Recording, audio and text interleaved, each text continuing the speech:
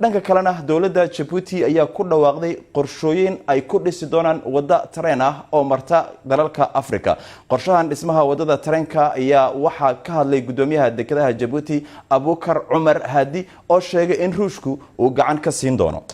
We are planning to do with the Russians is to build the railway. waxaanu qorshaysanaynaa inaanu Ruushanka la dhisno jidka tareenka farsamadii ay hayaan lacagtii ay hayaan marka waxaanu jecel lahay in tareenka Afrika oo dhex maraya in ay nala qabtaan oo ay nala dhisaan adduunka waa qaaradda qura ee Afrika aanu dhex marin wax isku xidha oo alaabada u kala daabura waxaanad moodaa in arrinkaasi tahay arrin aad u adag lacag badan ayaa ku baxda bal ka waran 8 week ayay qaadataa in kanalka Suez amaba Cape ay maraakiibtu maaxdo halka marto si ay qaaradda isaga gooshto imika waxaan rabnaa in arrintaas ku soo dhamaato 12 saacadood oo kaliya We can do it in 72 hours.